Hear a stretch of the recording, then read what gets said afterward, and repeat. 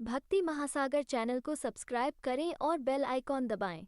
नमस्कार भक्तों, भक्ति महासागर चैनल में आप सभी का स्वागत है। आज हम सुनेंगे आचार्य नागेश्वर शास्त्री द्वारा सुनाया गया एक सुंदर प्रसंग, जिसका शीर्षक है भगवान हमारे पास कब आते हैं।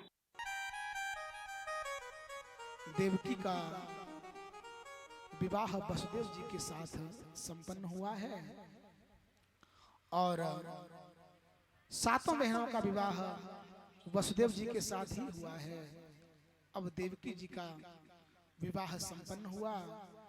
विवाह के पश्चात कंस की चचेरी बहन है देवकी और कहा कि अब मैं अपनी बहन और जीजा के रथ को हाँकूंगा और छोड़ करके आऊंगा। कंस रथ पर बैठता है, रथ की चाबुक अपने हाथ में लेता है और अपनी बहन और जीजा को रथ पर बिठाता है और चल देता है। देखिए, दोनों ही अपने जीजा का रथ हाँकते हैं। यहां पर तो कंस अपने जीजा वसुदेव का रथ हाँकता है और महाभारत में भगवान कृष्ण अपने जीजा अर्जुन का रथ हाँकते हैं, लेकिन दोनों में अंतर है। ध्यान दीजिएगा, अगर कृष्ण माने परमात्मा अर्जुन का रथ हाँकेंगे तो उसको मोक्ष दे देंगे, उसका कल्याण कर देंगे। और यदि कंस जैसा दुष्ट अगर वसुदेव के रथ को हाँकेगा, उनको जेल खाने में डाल देगा। अब ये हमारे ऊपर है, हमको अपने जीवन रूपी रथ की डोर किसके हाथ में देनी है? किसी इंसान के हाथ में देनी है या भगवान के हाथ में देनी है? इंसान के हाथ में दोगे तो दृश्य कंस जैसा होगा, और अगर भगवान के हाथ में दोगे तो दृश्य कृष्ण जैसा होगा। ये फैसला हमने करना है। हाथ में लगाम को लेकर के चलने लगा। जैसे ही कुछ दूरी आगे बढ़ा तो एक आकाशवाणी हुई कि कंस, जिस देवकी अपनी बहन को और अपने जीजा को इतनी प्रसन्नता से तू रथ पर बिठा करके छोड़ने जा रहा है, उसी का 8वां जो लाल होगा, 8वां जो पुत्र होगा, वही तेरा काल होगा। ऐसा सुनते ही जो कंस प्रेम में भरा हुआ है, उस कंस ने हाथ में तलवार ले ली और केश पकड़ करके उसको रथ से नीचे उतार दिया। देखो, ये प्रेम नहीं है। प्रेम अगर होता तो कहता मरना जीना तो चलता ही रहेगा, लेकिन मैं इस समय तो ऐसा काम न करूं, क्योंकि सुहाग का सिंदूर है, सुहाग के वस्त्र हैं, लेकिन कंस का प्रेम नहीं, दिखावा है। कंस ने केशों को पकड़ा है, रथ से उतारा है और कहा कि इसका वध कर दूंगा। वसुदेव जी ने कहा कि इसका वध मत करो, ये तुम्हारी बहन है, इसका वध तुम क्यों करते हो? वध करने को उद्यत हुआ है। वसुदेव जी महाराज समझाते हैं कि इसका वध मत करो, लेकिन बहुत समझाने पर वसुदेव जी ने कहा कि इसके जो पुत्र होंगे तुमको दे दूंगा। तब जाकर कंस समझा है और छोड़ दिया है। इधर देवकी अपने घर चली गई, उसको पहला पुत्र हुआ, लाकर के कंस को दे दिया। कंस ने उसको छोड़ दिया। इधर नारद जी आते हैं। नारद जी ने कहा कि कंस क्या हाल चाल है? कहा गुरुदेव ठीक है। बोले कि चेला देवता तुमको मारने का सब व्यवस्था कर लिए हैं।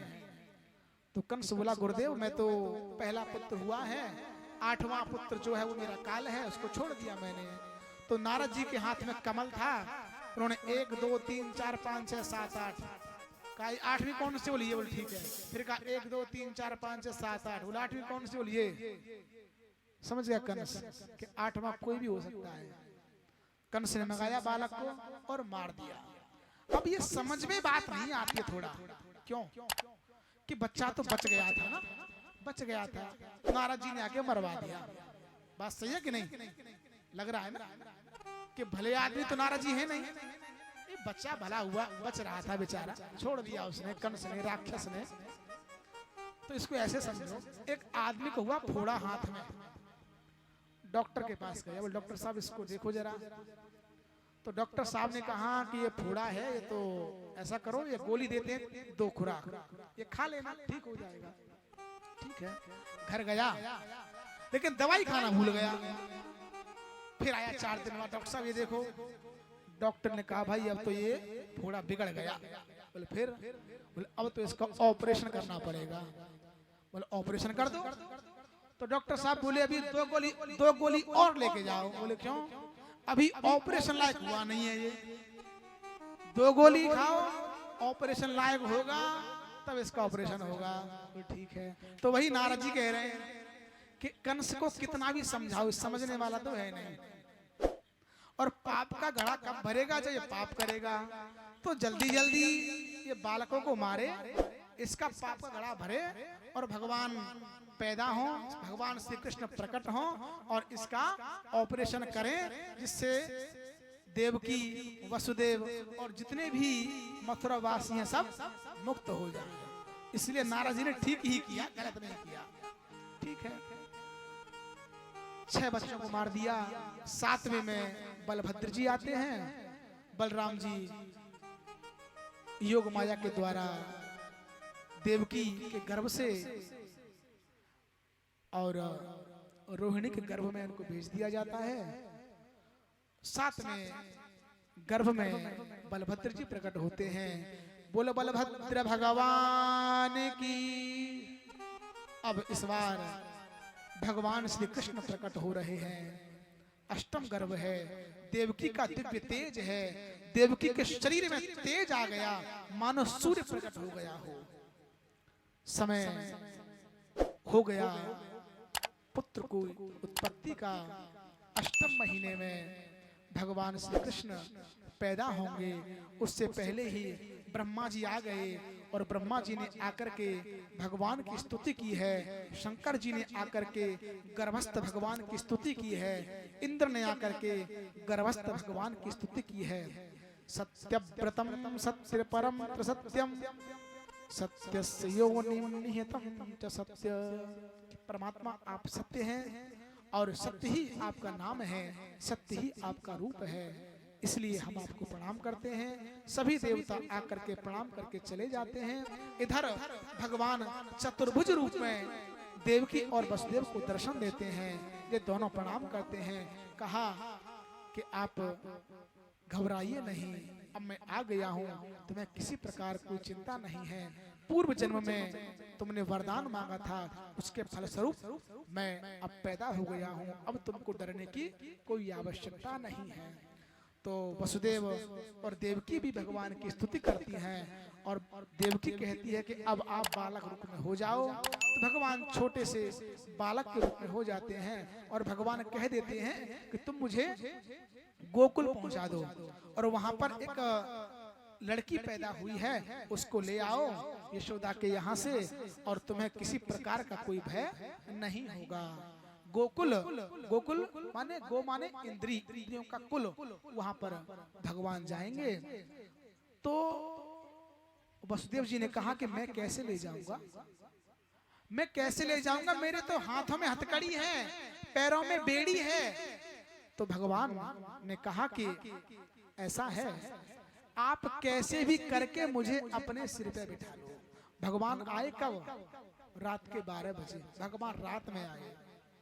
और रात का मतलब समझते हो? रात में अपना हाथ भी अपने हाथ को नहीं दिखता है। ऐसा करना, आज करना, कमरा बंद कर लेना, लाइट बंद कर लेना और अपना हाथ देखना, दिखेगा? नहीं दिखेगा। सूझन आपत आपन हाथ पसारा, अपना हाथ भी अंधेरे में हमको नहीं दिखता है। तो भगवान कृष्ण कब आए? अंधेरी रात में। क्यों? तो भगवान कहते हैं जब तुमको अपने हाथ का भी सहारा न हो तब तुम मेरा ध्यान करना, मैं तुम्हारे पास चला आऊंगा। और भगवान कहते हैं कि तुम भव के बंधन तोड़कर मेरे पास नहीं आ सकते, तुम मेरा भजन कर लो, मैं भाव का वंदन स्वीकार करके तुम्हारे पास चला आऊंगा। और भगवान आए, कहां पर आए? बंदी गृह में आए। देखो, भक्ति महासागर चैनल को सब्सक्राइब करें और बेल आइकॉन दबाएं।